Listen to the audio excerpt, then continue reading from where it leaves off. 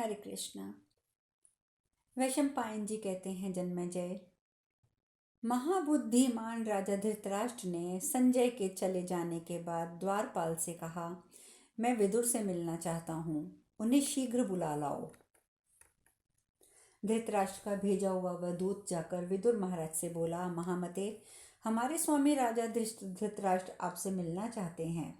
उसके ऐसा कहने पर विदुर जी राजमहल के पास जाकर बोले, द्वारपाल, उन्हें मेरे आने की सूचना दे दो। राजा महाराज को द्वारपाल ने जाकर कहा, आपकी आज्ञा से विदुर जी आ गए हैं, मुझे आज्ञा दीजिए, उन्हें क्या कार्य बताया जाए। धृतराष्ट्र ने कहा, महाबुद्धिमान दूरदर्शी विदुर जी को भीतर लेके आइए, मुझे विदुर से मिलने में कभी भी अड़चन नहीं है। द्वारपाल ने विदुर जी के पास जाकर कहा, विदुर जी, आप बुद्धिमान महाराज धृतराष्ट्र के अंतःपुर में प्रवेश कीजिए। महाराज ने मुझसे कहा है कि मुझे विदुर से मिलने में कभी कोई अड़चन नहीं है। वैशंपायन जी कहते हैं, राजन, तदंतर विदुर धृतराष्ट्र के महल में भीतर जाकर चिंता में पड़े हुए राजा से हाथ जोड़कर बोले, महाप्राज्ञ, मैं विदुर आपकी आज्ञा से यहाँ आया हूँ। यदि मेरे करने योग्य कोई काम है तो मैं उपस्थित हूँ, मुझे आज्ञा दीजिए। यह सुनकर धृतराष्ट्र ने कहा, विदुर, बुद्धिमान संजय आया था, वह मुझे बुरा भला कहकर चला गया। कल सभा में वह अजातशत्रु युधिष्ठिर के वचन सुनाएगा। आज मैं उस कुरुवीर युधिष्ठिर की बात ना जान सका।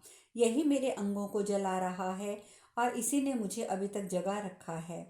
तात मैं चिंता से जलता हुआ अभी तक जग रहा हूँ। मेरे लिए जो कल्याण की बात समझो वह कहो, क्योंकि हम लोगों में तुम ही धर्म और अर्थ के ज्ञान में निपुण हो। संजय जब से पांडवों के यहाँ से लौटकर आया है, तब से मेरे मन को पूर्ण शांति नहीं मिल रही है। सभी इंद्रियां विकल हो रही हैं।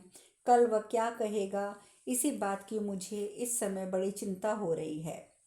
विदुर जी ने कहा, राजन, जिसका बलवान के साथ विरोध हो गया है, उस साधनहीन दुर्बल मनुष्य को, जिसका सब कुछ हर लिया गया हो, उसको, कामी को और चोर को रात में नींद नहीं आती है। नरेंद्र, कहीं आप भी इन महान दोषों के संपर्क में तो नहीं आ गए हैं? कहीं पराय धन के लोभ से आप कष्ट तो नहीं पा रहे हैं? धृतराष्ट्र ने कहा, विदुर, मैं तुम्हारे धर्मयुक्त और कल्याण करने वाले सुंदर शब्द सुनना चाहता हूँ, क्योंकि इस राजऋषि वंश में केवल तुम ही विद्वानों के भी माननीय हो।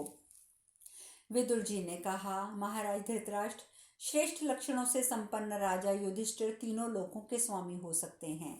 वे आपके आज्ञाकारी थे, पर आपने उन्हें वन में भेज दिया। आप धर्मात्मा और धर्म के जानकार होते हुए भी आंखों की ज्योति से हीन होने के कारण उन्हें पहचान न सके। इसी से उनके अत्यंत विपरीत हो गए और उन्हें राज्य का भाग देने में भी आपकी सम्मति नहीं हुई। युधिष्ठिर में क्रूरता का अभाव है, दया, धर्म, सत्य तथा पराक्रम है। वे आप में पूज्य बुद्धि रखते हैं। इन्हीं सद्गुणों के कारण वे सोच विचार कर चुपचाप बहुत क्लेश सह रहे हैं। आप दुर्योधन, शकुनी, कर्ण और दुशासन जैसे अयोग्य व्यक्तियों पर राज्य का भार रखकर कैसा कल्याण चाहते हैं? आपने वास्तविक स्वरूप का ज्ञान, उद्योग, दुख सहने की शक्ति, धर्म में स्थिरता, ये गुण जिस मनुष्य को पुरुषार्थ से च्युत नहीं करते, वही पंडित कहलाता है। जो अच्छे कर्मों का सेवन करता है, बुरे कर्मों से दूर रहता है, साथ ही जो आस्तिक और श्रद्धालु है, उसके वे सद्गुण पंडित होने के लक्षण हैं। क्रोध, हर्ष, गर्व, लज्जा, उद्दंडता, अपने को पूज्य समझना, ये भाव जिसको पुरुषार्थ में भ्रष्ट नहीं करते हैं, वही पंडित कहलाता है। दूसरे लोग जिससे कर्तव्य, सलाह और पहले से किए हुए विचार को नहीं जानते, बल्कि काम पूरा होने पर भी जानते हैं, वही पंडित कहलाते हैं। सर्दी, गर्मी, भय, अनुराग, संपत्ति, दरिद्रता, ये जिसके कार्य में विघ्न नहीं डालते, वही पंडित कहलाते हैं। जिसकी लौकिक बुद्धि धर्म और अर्थ का अनुसरण करती है और जो भोग को छोड़कर पुरुषार्थ का ही वर्ण करता है, वही पंडित कहलाता है। विवेकपूर्ण बुद्धि वाले पुरुष शक्ति के अनुसार काम करने की इच्छा रखते हैं और करते भी हैं, तथा किसी वस्तु को तुच्छ समझकर उसकी अवहेलना नहीं करते। विद्वान पुरुष किसी भी विषय को देर तक सुनता है, शीघ्र समझ लेता है, समझकर कर्तव्य बुद्धि से पुरुषार्थ में प्रवृत्त होता है, कामना से नहीं। बिना पूछे किसी दूसरे विषय में व्यर्थ की कोई बात नहीं कहता है। उसका यह स्वभाव पंडित होने की मुख्य पहचान है। पंडितों की सी बुद्धि रखने वाला मनुष्य दुर्लभ वस्तु की कामना नहीं करते, खोई हुई वस्तु के विषय में शोक नहीं करते और विपत्ति में पड़कर घबराते नहीं हैं। जो पहले निश्चय करके फिर कार्य का आरंभ करता है, कार्य के बीच में नहीं रुकता, समय को व्यर्थ नहीं जाने देता, चित्त को वश में रखता है, वही पंडित कहलाता है। भरत कुलभूषण, पंडित जन श्रेष्ठ कर्मों में रुचि रखते हैं और उन्नति के कार्य करते हैं तथा भलाई करने में दोष नहीं निकालते। जो आप अपना आदर होने पर भी हर्ष के मारे फूल नहीं उठता, अनादर से संतप्त नहीं होता, गंगा जी के हृदय गहरे गर्त के समान जिसके चित्त को शोभ नहीं होता, वही पंडित कहलाता है। जो संपूर्ण भौतिक पदार्थों की असलियत का ज्ञान रखने वाला, सब कार्यों को ढंग से करने वाला, जानने वाला तथा मनुष्यों से में सबसे बढ़कर उपाय का जानकार, वह मनुष्य पंडित कहलाता है। जिसकी वाणी नहीं रुकती है, जो विचित्र ढंग से बातचीत करता है, तर्क में निपुण और प्रतिभाशाली है तथा जो ग्रंथ के तात्पर्य को शीघ्र बतलाता है, वह पंडित कहलाता है। जिसकी बुद्धि विद्या बुद्धि का अनुसरण करती है और बुद्धि विद्या का, और जो शिष्ट पुरुषों की मर्यादा का उल्लंघन नहीं करता, वही पंडित की संज्ञा पाता है। बिना पढ़े ही गर्व करने वाले, दरिद्र होकर भी बड़े बड़े मनोरथ करने वाले और बिना काम किए ही धन पाने की इच्छा रखने वाले मनुष्य को पंडित लोग मूर्ख कहते हैं। जो अपना कर्तव्य छोड़ के दूसरों के कर्तव्य का पालन करता है तथा मित्र के साथ असत आचरण करता है, वह भी मूर्ख कहलाता है। जो ना चाहने वालों को चाहता है और चाहने वालों को त्याग देता है तथा जो अपने से बलवान के साथ बैर रखता है, उसे मूढ़ विचार का मनुष्य कहा जाता है। जो शत्रु को मित्र बताता है और मित्र से द्वेष करते हुए उसे कष्ट पहुंचाता है तथा सदा बुरे कर्मों का आरंभ किया करता है, उसे मूढ़ चित्त वाला कहते हैं। भरत श्रेष्ठ, जो अपने कामों को व्यर्थ ही फैलाता है, सर्वत्र संदेह करता है तथा शीघ्र होने में वाले काम में भी देर लगाता है, वह मूढ़ है। जो पितरों का श्राद्ध, देवताओं का पूजन नहीं करता, जिसे सुहृदय मित्र नहीं मिलता, उसे मूढ़ चित्त वाला कहते हैं। मूढ़ चित्त वाला अधम मनुष्य बिना बुलाए ही भीतर चला जाता है, बिना कुछ पूछे बहुत कुछ बोलता है और अविश्वसनीय मनुष्य पर भी विश्वास करता है। स्वयं दोष युक्त बर्ताव करते हुए भी जो दूसरे पर उसके दोष को बताकर आक्षेप करता है और जो असमर्थ होते हुए भी समर्थ होकर व्यर्थ का क्रोध करता है, वह मनुष्य महामूर्ख कहलाता है। जो अपने बल को न समझकर बिना काम किए ही धर्म और अर्थ के विरुद्ध और ना पाने योग्य वस्तु की इच्छा करता है, वह पुरुष इस संसार में मूढ़ बुद्धि कहलाता है। राजन, जो अनधिकारी को उपदेश देता और शून्य की उपासना करता है तथा जो कृपण का आश्रय लेता है, उसे मूढ़ चित्त वाला कहते हैं। जो बहुत धन विद्या ऐश्वर्य को पाकर उद्दंडता नहीं चलाता, वही पंडित कहलाता है। जो अपने द्वारा भरण पोषण के योग्य व्यक्तियों को बांटे बिना अकेले ही उत्तम भोजन करता है, अच्छा वस्त्र पहनता है, उससे बढ़कर क्रूर कौन होगा। मनुष्य अकेला पाप करके धन कमाता है और उस धन का उपभोग बहुत से लोग करते हैं। उपभोग करने वाले तो दोष से फिर भी छूट जाते हैं, पर उसका कर्ता दोष का भागी होता है। किसी धनुर्धर वीर के द्वारा छोड़ा हुआ बाण संभव है एक को ही मारे या ना मारे, परंतु बुद्धिमान द्वारा प्रयुक्त की हुई बुद्धि राजा के साथ साथ संपूर्ण राष्ट्र का विनाश कर सकती है।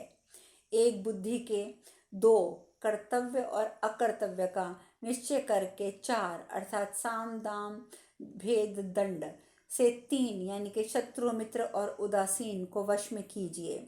5 इंद्रियों को जीतकर 6 अर्थात संधि विग्रहयान आसन द्वैधिभाव और संपाश्रय गुणों को जानकर तथा 7 स्त्री जुआ मृग्या मद्य कठोर वचन दंड की कठोरता और अन्यायों से धनोपार्जन को छोड़कर सुखी हो जाइए। विष का रस एक पीने वाले को ही मारता है, शस्त्र से एक का ही वध होता है, किंतु गुप्त मंत्रणा का प्रकाशित होना राष्ट्र और प्रजा के साथ साथ राजा का भी विनाश कर डालता है।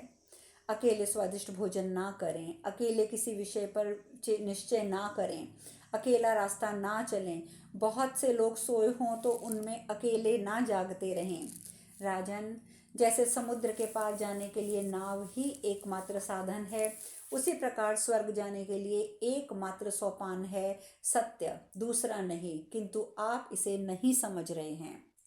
क्षमाशील पुरुषों में एक ही दोष आरोप होता है, दूसरे की तो संभावना ही नहीं होती, और वह दोष है क्षमाशील मनुष्य को लोग असमर्थ समझ लेते हैं। किंतु क्षमाशील पुरुष का वह दोष नहीं मानना चाहिए, क्योंकि क्षमा बहुत बड़ा बल है। क्षमा असमर्थ मनुष्यों का गुण और समर्थ मनुष्यों का भूषण है। इस जगत में क्षमा वशीकरण स्वरूप है। भला क्षमा से क्या नहीं सिद्ध होता। जिसके हाथ में शांति रूपी तलवार है, उसका दुष्ट पुरुष क्या कर लेंगे। तृष्ण तृण रूपी स्थान से गिरी हुई आग अपने आप बुझ जाती है। क्षमाहीन पुरुष अपने आप को तथा दूसरे को भी दोष का भागी बना लेता है। केवल धर्म ही परम कल्याण कारक है। एकमात्र क्षमा ही शांति का सर्वश्रेष्ठ उपाय है। एक विद्या ही परम संतोष देने वाली है, और एकमात्र अहिंसा ही सुख देने वाली है। समुद्र पर्यंत सारी पृथ्वी के दो प्रकार के अधम पुरुष हैं। एक जो अकर्मण्य गृहस्थ है, और दूसरा कर्मों में लगा हुआ सन्यासी। बिल में रहने वाले जीवों को जैसे सांप खा जाता है, उसी प्रकार ये पृथ्वी शत्रु से विरोध न करने वाले राजा, परदेश सेवन न करने वाले ब्राह्मण, इन दोनों को खा जाती है। जरा भी कठोर ना बोलना, दुष्ट पुरुषों का आदर ना करना, इन दो कर्मों को करने वाला मनुष्य इस लोक में शोभा पाता है। दूसरी स्त्री द्वारा चाहे गए पुरुष की कामना करने वाली स्त्रियां, और दूसरों के द्वारा पूजित मनुष्य का आदर करने वाले पुरुष, ये दो प्रकार के लोग दूसरों पर विश्वास करके चलने वाले होते हैं। जो निर्धन होकर भी बहुमूल्य वस्तु की इच्छा रखता है, असमर्थ होकर भी क्रोध करता है, और ये दोनों ही अपने नित्य तीक्ष्ण कांटे के समान हैं, एवं अपने शरीर को सुखाने वाले हैं। दूसरे के धन का हरण, दूसरे की स्त्री का संसर्ग, और सुहृद मित्र का परित्याग, ये तीनों ही दोष मनुष्य के आयु, धर्म और कीर्ति का क्षय करने वाले हैं। काम, क्रोध और लोभ, ये आत्मा का नाश करने वाले नरक के 3 दरवाजे हैं। अतः इन तीनों का त्याग कर देना चाहिए। भरत, वरदान पाना, राज्य की प्राप्ति, पुत्र का जन्म, ये तीनों एक, और शत्रु के कष्ट से छूटना एक, और ये तीनों और ये एक बराबर ही हैं। भक्त, सेवक और मैं आपका ही हूँ, ऐसा कहने वाले इन 3 प्रकार के शरणागत मनुष्यों को संकट पड़ने पर भी नहीं छोड़ना चाहिए। थोड़ी बुद्धि वाले, दीर्घसूत्री, जल्दबाज स्तुति करने वाले लोगों के साथ गुप्त सलाह नहीं करनी चाहिए। ये चारों महाबली राजा के लिए त्यागने योग्य बताए गए हैं। विद्वान पुरुष ऐसे लोगों को पहचान लें। महाराज, इंद्र के पूछने पर उनसे बृहस्पति ने जिन चारों को तत्काल फल देने वाला बताया था, वह भी मैं आपको बताता हूँ, सुनिए। तात, गृहस्थ धर्म में स्थित आप लक्ष्मीवान के घर में 4 प्रकार के मनुष्यों को सदा रहना चाहिए। अपने कुटुंब का बूढ़ा, संकट में पड़ा हुआ उच्च कुल का मनुष्य, धनहीन मित्र, और बिना संतान की बहन।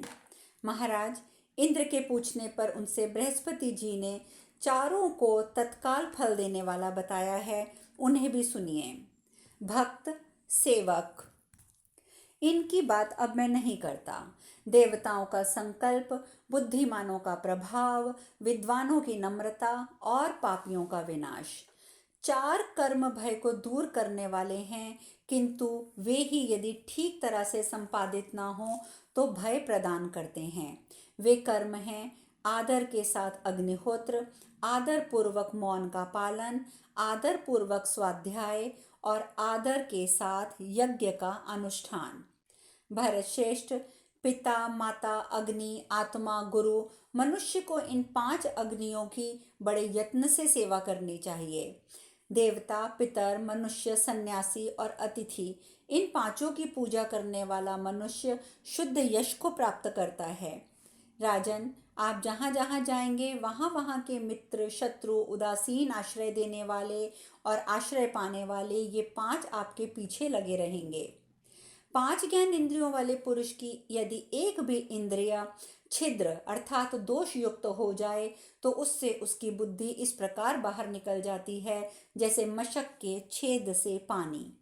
ऐश्वर्य या उन्नति चाहने वाले पुरुषों को नींद, तंद्रा, डर, क्रोध, आलस्य, दीर्घ सूत्रता, जल्दी हो जाने वाले कामों में अधिक देर लगाने की आदत, इन 6 दुर्गुणों का सदैव त्याग कर देना चाहिए।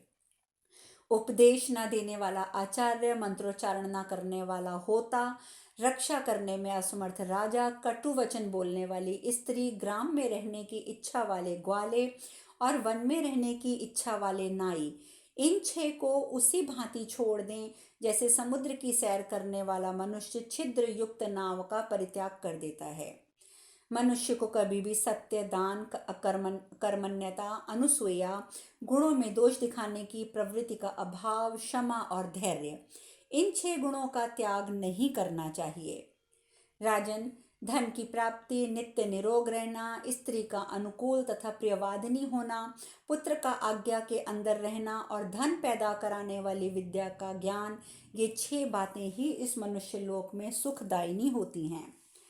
मन में नित्य रहने वाले 6 शत्रु अर्थात काम, क्रोध, लोभ, मोह, मद तथा मत्सर्य को जो वश में कर लेता है वह जितेंद्रिय पुरुष पापों में से लिप्त नहीं होता।